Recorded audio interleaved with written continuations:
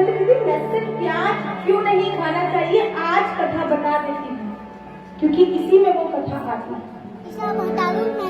जब भगवान ने उस व्यक्ति का गर्दन काटी तो उसकी गर्दन का जो मांस था वो पृथ्वी पर आके गिरा और उस मांस से प्याज की उत्पत्ति हुई। कभी प्याज को छिलके होते हैं, छीलना, क्योंकि हमारे मांस में 7 लेयर होती है, 7 प्रकार की लेयर होती है। पहले सफेद चमड़ी, फिर दूसरी चमड़ी, फिर ऐसे करके 7 प्रकार की चमड़ी आती है। और प्याज को भी आपने खोल के देखिए, भिन्न प्रकार की चमड़ियां निकलेंगी। प्याज को भी छीलना पड़ता है, पहले एक लेयर, फिर दूसरी लेयर, तीसरी। तो राहु केतु का यहाँ पे मांस गिरा था, वहां से प्याज की उत्पत्ति हुई थी।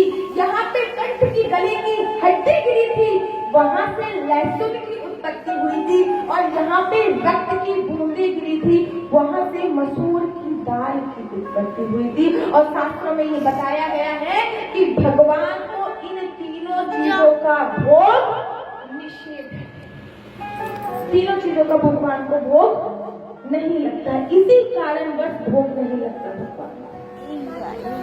बड़े बार प्रश्न आता है कि दीदी आखिर लहसुन प्याज खाना क्यों नहीं चाहिए। अब तो लोग कहते हैं दीदी आयुर्वेद में तो उसको अमृत तुल्य बताया गया है, क्योंकि उस राक्षस ने अमृत का पान कर लिया था, इसलिए ये चीजें अमृत तुल्य है। अमृत के समान आपके शरीर को,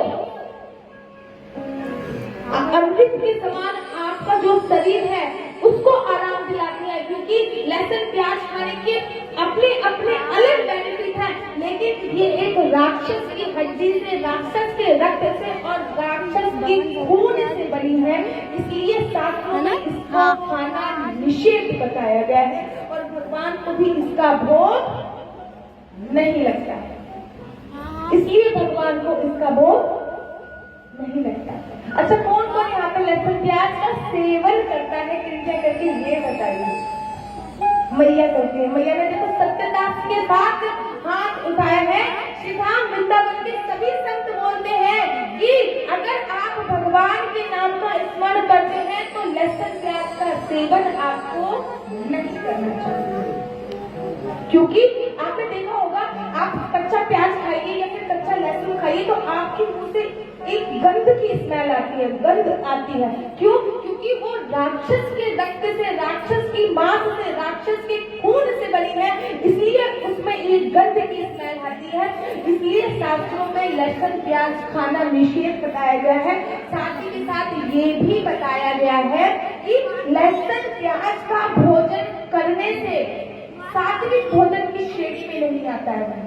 लहसुन प्याज का भोजन करने से हम जो है संपूर्ण तरीके से भगवान को प्राप्त नहीं कर सकते हैं, इसलिए लहसुन प्याज निषेध बताया गया है, निषेध बताया गया। लेकिन मैं हमेशा कहती हूँ कि घर में कुछ भी बनाओ, XYZ कुछ भी बनाओ, सबसे पहले भगवान को भोग लगाओ, क्योंकि जब तक आपने वो खाना बनाया है, वो खाना है, जब उसका भोग भगवान को लग गया तो वो प्रसाद हो जाता है। दुकान पे, मिठाई की दुकान पे गए, भैया 1 किलो पेड़े दे दो, उसने 1 किलो पेड़े दे दो। लेकिन जब वो पेड़े का भोग भगवान को लग गया तो क्या बोलते हो, भैया प्रसाद दे दो। तो घर में कुछ भी बनाओ बिना लहसुन प्याज का, ये नहीं कि लहसुन प्याज की सब्जी बना रहे हो, भगवान आओ, भगवान आओ, भगवान।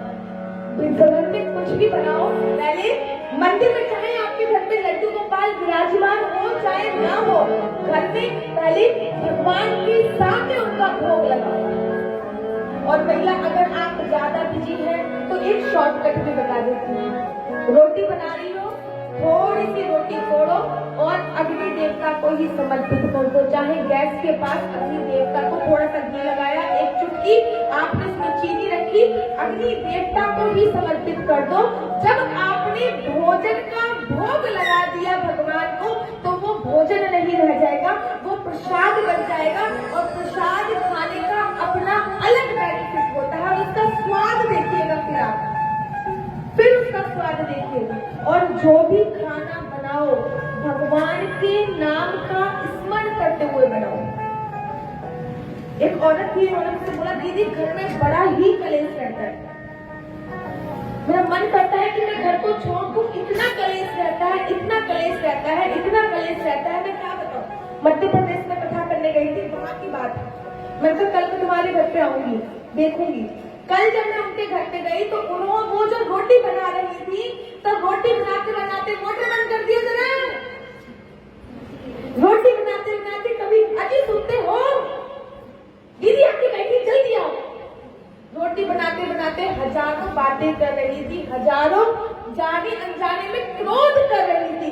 जब आप क्रोध का बनाया हुआ भोजन ग्रहण करोगे, कोई भी इंसान जो क्रोध करते हुए भोजन बना रहा है, कोई भी व्यक्ति जो क्रोध करते हुए भोजन बना रहा है, उस भोजन का अगर आप पान करोगे महाराज, तो आपका भी क्रोध हमेशा प्रबल रहेगा, आपका भी क्रोध हमेशा प्रबल रहेगा।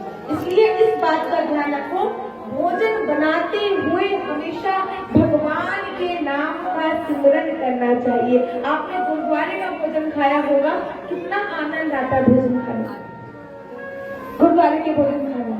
लेकिन अगर आपके घर की स्त्रियां क्रोध करते हुए भोजन बना रही हैं, तो आप समझ लीजिए कि आपके शरीर में भी क्रोध उत्पन्न होगा, बीपी हाई की परेशानी रहेगी, ये सारी परेशानियां आपके शरीर में उत्पन्न हो जाएंगी।